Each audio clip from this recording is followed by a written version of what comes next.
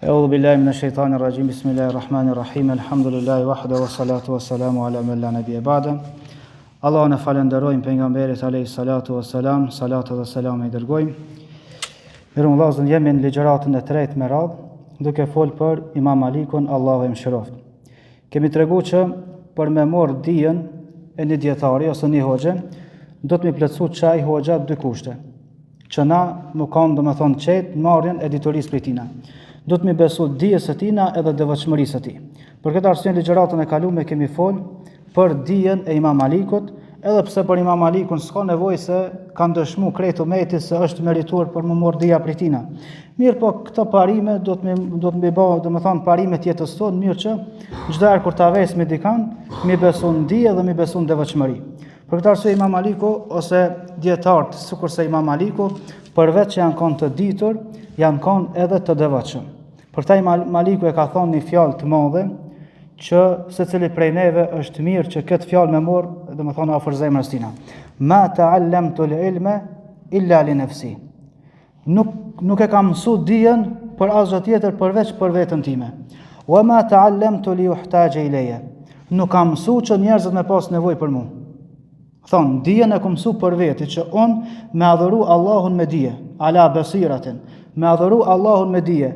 Nuk e kam mësuar dijen që njerëzit mund pyet mua edhe me pas nevojë për mua, wa kadhalika kana nas.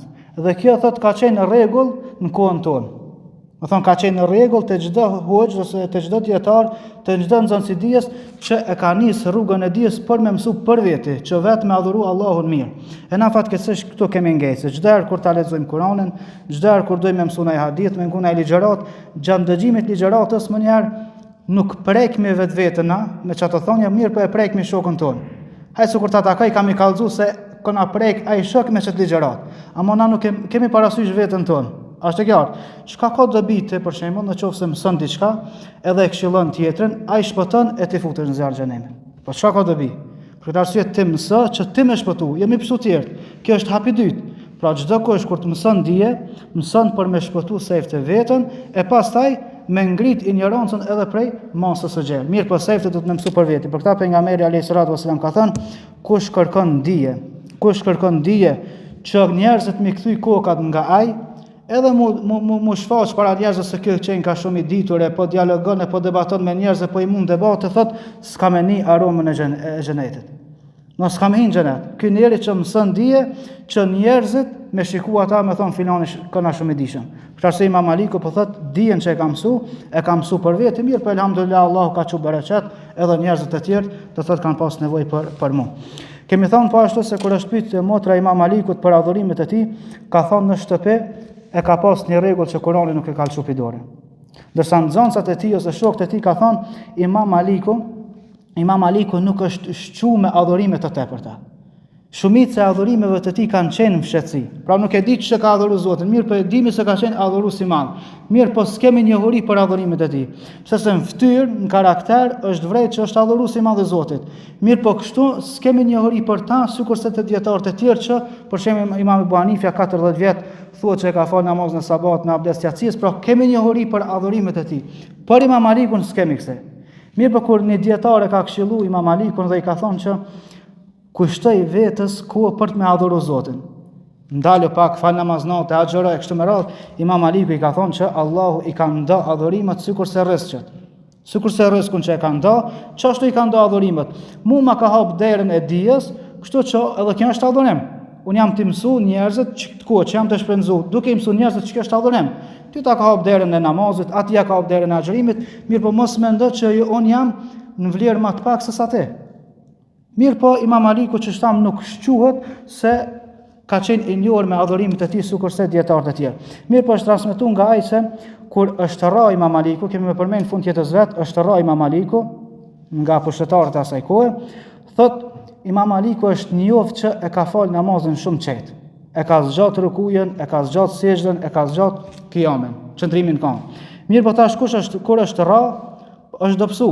Edhe njerëzit e kanë këshilluar që Lehtësoja pak vetes, mos e fal çu ke fal përpara. Pra lehtësoja pak se ki gjendën çu ke qenë ashtu i fuqishëm, ka thënë Allahu, ka thënë Kur'an, liyabluwakum ayyukum ahsanu amala. Ju kam krijuar këtë botë për më këshir se kush prej juve po e perfeksionon veprën më së miri. E unë s'moj me lan veprën, mu më shku çelëm shelsin. Nuk muj me veprën shkelë shka. Du qatë vepër që e baj, edhe pse gjendja ime është ja e mirë, me ban formën më të mirë. Për këtë arsye po ashtu është transmetuar se te Imam Aliku kur e ka fal namazin e natës shpesh herë. Për shembull me një ajet që kemi transmetuar tek Ebu Hanifja, tek pejgamberi alayhis salam, te Uthmani e kështu me radhë, edhe Imam Aliku ka ndodhur që ndonjëherë tër natën e ka përsërit vetëm një ajet. La tus'alunna yawma idhin 'anil na'im, është transmetuar te surja Elhakumut Takathur, që është keni mu pyet në botën tjetër për çdo nimet që e keni pas këtë botë. Një ajet shumë i thjeshtë që neve na kalon përveç për 1 minutë, për 1 sekond, ai është ndal ta natën duke medituar rreth këtij ajeti. Pa ky ka qenë ibadeti i Imam Alikut.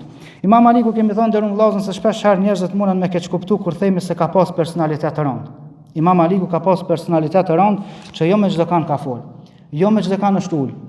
Kur nuk është ul me njerëz që kanë qenë me ndjelet, që është prit prej tyre që folin budallakina. Nuk vesin mirë po bën gjeste pa lidhje. Me të kurs është ul. Dhe dikush mundet me keq kuptu dhe me thonë, kjo është mendjemasi, jo. Imam Aliku është pa në veprimet e tij, në fjalët e tij se ky e ka bërë këtë sen vetëm për me ngrit hadithin e pejgamberit alayhis salam. Për këtë kemi thonë që Imam Aliku kur nuk ka kallëzuar hadithe pa pas abdes dhe pa u vesh bukur. Nuk ka pranuar hadithe vetëm se e ka pa dikan duke treguar hadithën në kom, jo ul. Pra, këto veprime tregojnë se këta e ka bërë vetëm nga respekti që ka pas ndaj hadithit të pejgamberit alayhis salam, jo pse ka qenë mendje madh. Pra Imam Aliku për këta ato nxënësat që kanë ardhur mas Imam Alikut, që kanë mësuar të durrë të Imam Alikut tregojnë për kushtimin e tij të madh. A e dini se prej nxënësave më të mëdhej të Imam Alikut ka qenë Imam Shafiu. Pra Imam Shafiu, që pastaj është me dhëb trike me fol për ta, ka qenë prej nxënësave të Imam Alikut. Muhammed ibn Hasan al-Shaybani ka qenë prej nxënësave më të mirë të Ebu Hanifës, kur ka vdekur Ebu Hanifja ose duke qenë gjallë, ka ardhur te Imam Aliku ka mësuar. Pra pse ka qenë nxënës i Ebu Hanifës, ka ardhur te Imam Aliku ka mësuar. Për shembull Imam Shafiu ka thonë për Imam Alikun, thotë kur ku marr në Medinë, me mësu te Imam Aliku, Imam Shafiu ka lind në Gaza, në Palestinë. Edhe ka ardhur në Medinë me mësu. Thotë po sa më ka thonë, ç'e ke emrin? I kam thonë Muhammed. Shafiu ka pasur Muhammed. Edhe i ka thonë ittaqillah. Rtut ju Zotit. Edhe largoju prej gjunave, ruju prej gjunave, sepse te po shoh që ka me pas një arritje këgjat madhe. Ki më bën dikush. Kjo është edhe intuita e Imam Alikut. Po ashtu Imam Shafiu ka thënë, kur kemi qenë në ders te Imam Aliku, kur ndodh nga njëherë me livrit fletat e libra, thej ke lëvez ka dale që mos me aprish terezien Imam Alikut. Nga se ka pas hejbet madhe. Ky ka qenë respekti Imam Shafiu ndaj hoxhës tina. Më thonë, jo që s'ka fol pa lidhje në ders. Jo që s'ka bën ai veprim jo dur në ders. Mirë po edhe kur i ka lëviz fletët e librit, thotë i kom lëviz ngadal që mos me aprish terezin apo qetësin Imam Alikut. Po ashtu Imam Shafiu ka thonë, për cek me vetëm disa fjalë të Imam Shafiut si nxënës i tij, edhe si dietar i madh për Imam Alikun, ka thonë kur të përmenden dietarët, Imam Aliku është ylli. Ka shumë yje në qiell, mirë po është në ylli që ndrit shumë. Në krahasim me dietar tjerë, Imam Aliku është që ky ylli që shndrit më shumë ti. Po ashtu ndër vllazën Imam Shafiu ka thonë për Imam Alikun, në qoftë se ju vjen ndonjë hadith nga Imam Aliku, kap në fort pastina. Nga sa ai nuk ka transmetuar hadithe prej gjithkujna. Pra në qoftë se ta ka mundsuar Zoti me një hadith që po thotë Imam Aliku është hadith, kap në fort, sa ai s'ka transmetuar hadithe prej gjithkujna. Po ashtu Imam Shafiu ka thonë, po mos të ishte Imam Aliku dhe Sufjan ibn Ujejne nuk do të mbetej dije në Hijaz. Hijaz është ai vendi ku ka jetuar pejgamberi alayhis salatu wasalam. Pra që i kanë konsideruar Imam Alikun dhe Sufjan ibn Ujejne prej dietarëve më të mëdhej të asaj kohe, Imam Shafiu Allahu mëshiroj. Po ashtu ka shumë dietarë që kanë lavdruar Imam Alikun, kemi thonë vetë pejgamberi alayhis salatu wasalam e ka lavdruar në një hadith që thuhet se ky hadith i dedikohet Imam Alikut. Kemi thonë ka dietarë që komentojnë se ky hadith i dedikohet Imam Alikut. Pra vetë pejgamberi alayhis salatu wasalam ka treguar për vlerën e tij. Mirë po e kemi edhe Imam Auzai. Imam Auzai ka qenë prej dietarëve të mëdhej, ka thonë Imam Aliku është alimul ulema.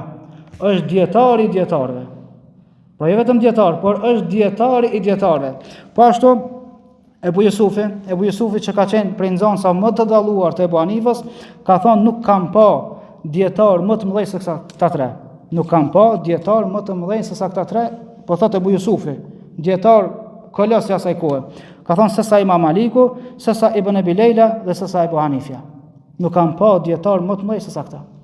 Po ashtu ndër vllazën Abdullah ibn Mubareku, që ka qenë prej dietarëve gjiganta asaj kohe, ka thonë, po të më jepej mundësia me zgjedh në imam të krejt botës, a ki mundësi me zgjedh imam për krejt botën, më pyet ndije, në çdo aspekt fes, ka thonë e kisha zgjedh Imam Malikun.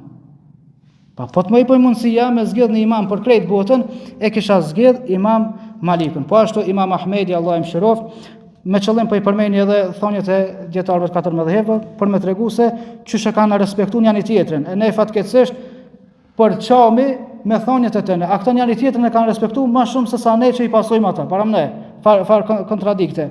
Imam Ahmedi ka thonë për Imam Malikun, el qalbu yaskunu ila hadithihi wa ila futya. Zemra, kur vjen një hadith prej Imam Malikut ose një fetva, një përgjigje, thot zemra më njëherë qetësohet. Kur vjen një hadith, një fetva prej Imam Malikut, zemra më qetësohet. Pse? Se thot Imam Maliku ka qenë prej njerëzve më rigoroz në pranimin e hadithëve dhe pasimin e pejgamberit alayhis salam. Pra nuk njohemi dietar që ka pasu pejgamberin alayhis salam më shumë se sa Imam Maliku. Ka qenë rigoroz shumë ndaj bidatëve dhe ndaj pasimit të sunetit të pejgamberit sallallahu alaihi wasallam. Po ashtu e kemi Abu Davudin, për shembull, Abu Davudi ka thonë rahimallahu Malikan, Allah e mëshiroft Malikun, Allah e mëshiroft Shafiun dhe Allahu e mëshiroft Imam Abu Hanifën. Abu Davudi është që e ka shkruar sunetin e tij. Është prej kolosëve të hadithit. Mirë, po fjala e tij, duaja e tij na jep me kuptu shumë. Pse se kemi njerëz të cilët ndoshta sot e ofendojnë, shpifin ndaj njërit prej këtyre imamëve, ndërsa ky po lutet dhe po thot Allah i mëshiroft të tre imam që e kanë ndriçuar botën me dijen e tyre, Imam Malikun, Imam Shafiun dhe Imam Abu Hanifën. Allah i mëshiroft. Po ashtu Buhariu ka thënë për Imam Malikun se ka qenë imam shumë i madh. Dhe këto dëshmi të tënë janë të rëndësishme që na me kuptu dhe me ne qetë kur të na vjen një dije prej këtyre imamëve. Pra mos mendo ti që pse po e pason mëdhëbin Hanefi ose mëdhëbin Maliki ose mëdhëbin Shafi, se tash çish kam i dalë Allahut përpara. Gjigant dietar kolos të mëdhaj po dëshmojnë se këta kanë qenë prej njerëzve që më shumë i ka pas frikë Allahut azza wa xal. Dhe po dëshmojnë se kanë qenë shumë pasues të mëdhenj ndaj pejgamberit sallallahu alaihi wasallam. E tash këta a kanë fol prej vetës, a kanë fol prej asaj çka kanë pa nga pejgamberi alayhis salam, natyrisht nga ajo që kanë pa. Prandaj në qoftë se i pason rri i qet, pse se e ki dijen e pastër nga pejgamberi sallallahu alaihi wasallam. Për këtë arsye kur vjen Abu Ja'far al-Mansuri edhe i thot Imam Malikut, nga në këtë ngjarje për me kuptu se ku po du me dalë dhe ku po e mbështes që thoni çka po e tham. Se kemi shumë keq kuptime, unë e pasoj hadithën, unë e pasoj Kur'anin, unë e pasoj hakun, e kush e pason mëdhëbin nuk është duke e pasu hakun dhe të vërtetën. Fatkeqësisht. Abu Ja'far al-Mansuri thot, o Imam Malik, ti je prej njerëzve më të ditur në botë. Imam Maliku thot, nuk është e vërtetë. Thot, është e vërtetë, po je duke më shef. Thot, tu kisha lutë me bën një libër që vetëm ajo më mëson në botë. Pra Abu Ja'far al-Mansuri halifi muslimanëve, ka pas mundësi edhe i ka thonë krejt mësimet që kanë dhënë në Irak, në Sham, në Egjipt, ku do të kofshin ato, krejt me eliminu mi kallë. Vetëm dijen tonë me shkepna për botë. Ka thonë mos e ban. Pse mos e ban? Se kanë thonë sahabët në kohën e pejgamberit alayhis salam dhe pas vdekjes tij janë shpërndarë për botë. E çato shën në Sham, çato dietarë që kanë të dhënë fetva përgjigje janë mbështetur te çdo sahabi. Pra burimin bazën e kanë te sahabit. Pra unë në qoftë se dhojnë përgjigje që s'u përshtaten mu ose në kundërshtim me përgjigjet e mia, ato e kanë bazën dikon. Prandaj i ka thonë lej njerëzve në çato që janë ambientu. Pra në qoftë se dikush është mësuar me fetvat, përgjigjet e Imam Ebu Hanifës në Irak, në Kufe, lejlet punojnë çashtu, pse se e ka bazën të Abdullah ibn Mesudi. A peshalar pamësinë e Imam Malikut.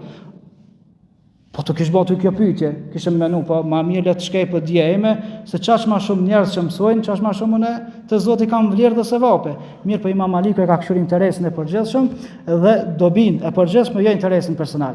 Për këtë arsye rri qetë në qoftë se jetë duke pasu një mëdhëb që mbështetet tek hadithet e pejgamberit alayhis salam dhe që kanë dëshmuar dietarët për imamat e tyre se kanë qenë prej njerëzve që i kanë pas frikë Allah subhanahu wa taala. Po ashtu ndër vëllezër Imam Maliku ka qenë prej atyre njerëzve që i ka urrejt pyetjet e pa dobishme. Ka dikush ka bë pyetje që s'ka dobin çato pyetje, nuk është përgjigj. Për shembull, ka njëri edhe e ka vetë një pyetje, i ka Imam Maliku se ka përgjigjë. Ja ka përsëris disa herë. I ka thonë kështu shoq. Kur të mpash duke u ul me njerëzit e të kotës, çatëherë të përgjigjna. E përderisa jam duke ul në xhamit pejgamberit alayhis salam duke dhënë ders, çse pyetje s'përgjigjna. Po ashtu kur ka qenë Imam Maliku duke dhënë ders, ka ardhur njëri edhe ka vetë për istivajen. Për një pyetje që ka të bëjë me akiden, me besimin. A pyetje që s'është bën më herët.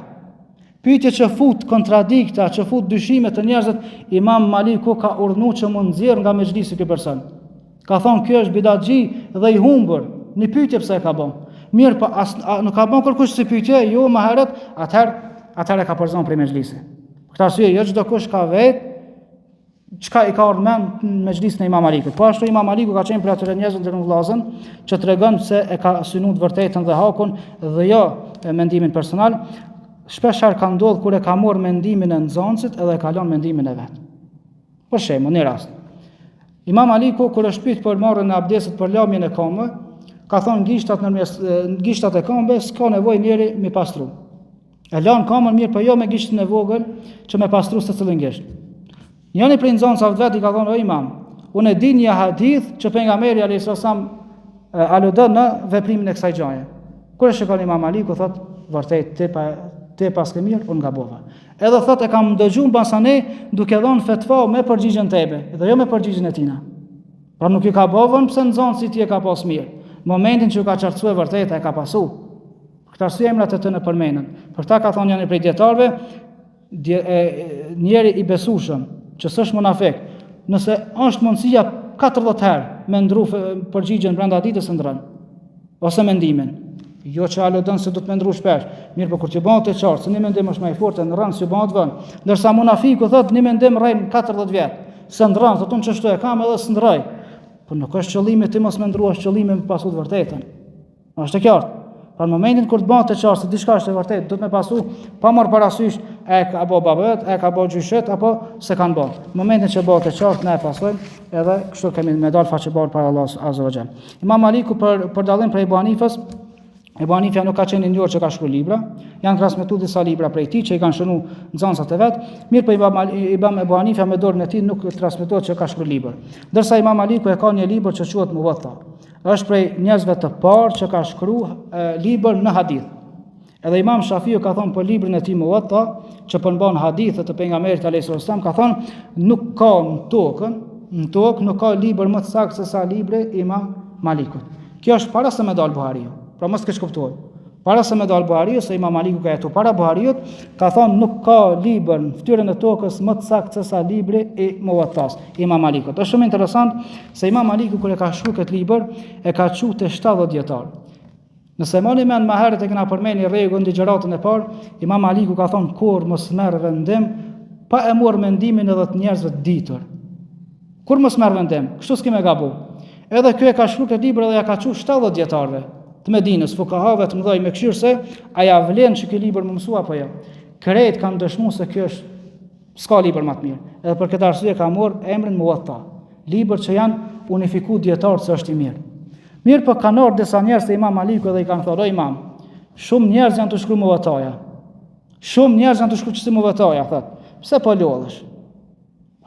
100 njerëz, 200 njerëz janë të shkruar çështë libra të njëjtë, pse po lodhesh?" E ka thonë një fjalë që këtë fjalë do të më gëdhend me shkronjatarit. Ka thonë, me kene lillahi e bëka. Thotë, qka bëhet për Zot metet. Qka bëhet për Zot ka me met. E qka zbëhet për Zot ka mu tret. Edhe thotë Ibn Abdul Berri, e përmen, as një prej qëtën e librave nuk dihet. Sikur se mu pas gjujnë prue. As një prej qëtën e librave nuk ka met vetëm libri Imam Malikut. Me kene lillahi e bëka. Qka bëhet për Zot metet. Është e qartë. Prandaj ti kur mos demotivon diçka, po e bojnë keq. Banë bëti. Për shembull, dikan e këshillojnë keq me fal namaz, dhe ty s'ki motiv me këshillu se krejt po e këshillojnë, filan alimi e ka këshillu, filan hoxha, subin. Shko këshilloje. Nashta ti e ban më shumë për Zot se sa ai edhe ki efekt. Por këta ma kanë lillahi bëka. Çka bëhet për Zot ka moment. Shumë kemi libra ndërun vllazën që dietarët i kanë shkruar, ndoshta për veten e tyre, mirë për mas disa shekujve kanë dalë në skenë edhe mësuan për fakultete. Ku e ka ditë ai që libri i tij ka mësuar në fakultet? Mirë po ma kanë lileb ka, çka bën për Zot ka më met. Edhe kështu ka qenë edhe, domethënë libri i Imam Malikut.